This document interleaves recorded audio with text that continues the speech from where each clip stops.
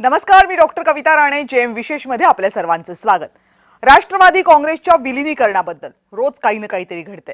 पवार गटाचे प्रदेशाध्यक्ष शशिकांत शिंदे यांनी आज एक लेख लिहिला. या लेखामध्ये अजित पवार यांच्या संदर्भात काही दावे केले गेलेत. अदृश्य शक्तींमुळे अजित पवार हे भाजपसोबत गेले असं लिहित असताना दादांच्या या निर्णयाला त्यांनी चुकीचा निर्णय म्हटलाय. यावरून नवा वाद निर्माण झाला. राष्ट्रवादी काँग्रेसचे प्रदेशाध्यक्ष सुनील तटकरे यांनी शिंदेंना खडे बोल सुनावले. दादा आता हयात नाहीये, त्यामुळे त्यांच्याबाबत बोलताना तारतम्य बाळगा अशा आशयाचा सल्ला तटकरेंनी शिंदेंना दिला.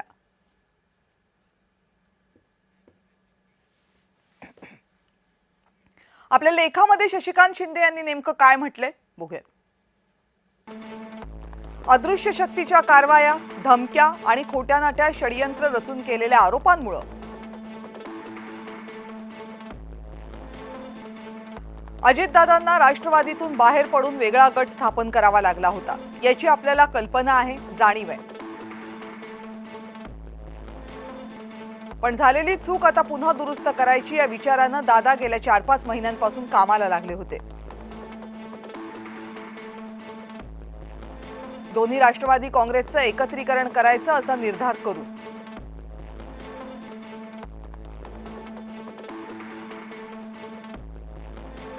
तो पक्षाचे ज्येष्ठ नेते माननीय जयंत पाटील, माननीय पवार साहेब आणि आमच्याशी बोलत होते.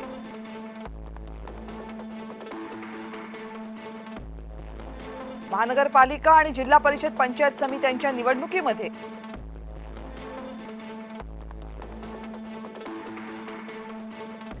त्यासाठीच त्यांनी जाणीवपूर्वक दोन्ही राष्ट्रवादी काँग्रेसची युती घडवून आणली होती.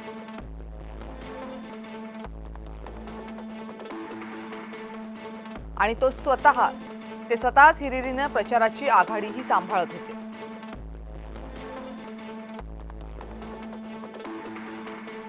बारा फेब्रुवारीला दोन्ही राष्ट्रवादी काँग्रेसचं विलिनीकरण करण्याचा निर्णय माननीय पवार साहेबांच्या उपस्थितीत झाला होता. विलिनीकरणानंतर पक्षाची धुरा अजितदादांकडे सुपूर्द करण्याचा निर्णयही साहेबांसह सगळ्या नेत्यांनी केला होता. कार्यकर्त्यांची तर तीच इच्छा आणि अपेक्षा होती, त्यासाठीच ते आग्रही होते.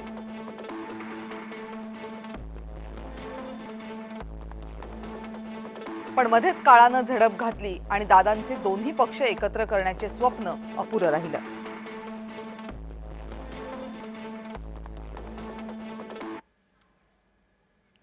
आणि याच विषयावर राष्ट्रवादी काँग्रेसचे सुनील तटकरे आणि अन्य राजकीय पक्षांच्या नेत्यांच्याही प्रतिक्रिया समोर आल्या. झालेली चूक पुन्हा दुरुस्त करायची अशा विचाराने दादा मागील 4-5 महिन्यापासून कामाला लागले होते. याला माझं खूप ऑब्जेक्शन या ठिकाणी आहे. माझा आक्षेप आहे अशा पैचं वक्तव्य किमान शशिकांत शिंदेने दादांच्या या दुर्दैवी अपघाती निधनाच्या नंतर लेखी स्वरूपामध्ये किंवा तोंडी करू नये असं मला स्पष्टपणे त्या ठिकाणी वाटतं. भारतीय जनता पक्षाबरोबर ती आपण असलं पाहिजे ही भूमिका दादांची अनेक वर्षापासूनची होती. मला त्याच्यावरच कुठली प्रतिक्रिया, त्यांचं पक्ष आहे, एक कुटुंब आहे त्यांचं, पवार परिवार. त्याच्यामुळे काँग्रेस पक्षाने भूमिका जी घेतलेली आहे की या पवार परिवारांच्या जे काही आम्ही त्याचं सुरुवातीला स्वागत केलेलं आहे की कुटुंब एकत्रित यावं, हे आमच्याकडून स्वागत आहे. त्यामुळे मला वाटतं की एकत्रीकरण होणं की नाही होणं ते कुटुंबाला ठरवू द्या, बाहेरच्या लोकांनी ठरवायचं काही कारण नाही. आणि या संदर्भात राजकीय विश्लेषक उमेश घोंगडे यांनी काय मत व्यक्त केले बघूयात. मुळामध्ये शशिकांत शिंदे यांनी जो दावा केला आहे की महाशक्तीने आमचा पक्ष फोडला, खरं तर आता त्याच्यावरती पुन्हा चर्चा करायची किती खरंच आवश्यकता आहे, कारण ते सर्वश्रुत आहे. पण माझा प्रश्न असा की मुळामध्ये कुणी पक्ष फोडायचा प्रयत्न केला, पक्ष फोडला, पण ही वेळ का आली, कुणी आणली? राष्ट्रवादीतल्याच नेत्यांनी खरं त्याच्यावर विचार करायची गरज आहे. उरला दुसरा प्रश्न, एकत्रित राष्ट्रवादी काँग्रेसचे अध्यक्ष, प्रमुख, नेतृत्व आम्ही अजित पवारांकडेच देणार होतो असंही त्यांनी म्हटलेलं आहे. खरं तर आत्ता जी काही राष्ट्रवादी काँग्रेस शरद पवारांची आहे, जिचे अध्यक्ष शशिकांत शिंदे आहे, त्यांच्याकडे दुसरा पर्यायी नव्हता. आता त्यांनी त्यांच्या मुखपत्रामध्ये जे म्हटलेलं आहे, त्यांच्या मासिकामध्ये, अजित पवारांनाच आम्ही नेतृत्व त्यांच्याकडे देणार आहोत. त्यांच्या पुढे दुसरा पर्याय सुद्धा नव्हता. कारण काळानं गेल्या वर्षभरातल्या राजकारणानं असं सिद्ध केलं होतं की राष्ट्रवादीचे खरे नेते, ज्यांच्यामध्ये क्षमता आहे, असं सर्वस्वी जे कोण आहे तर ते अजित पवारच आहेत, हे स्वतः अजित पवारांनी सिद्ध करून दाखवलं होतं. त्यामुळं शशिकांत शिंदे आता जे म्हणतायत त्याच्यामध्ये फार वेगळं काय ते सांगतायत अशातला भाग नाही, कारण त्यांना ते करणं भागच होतं.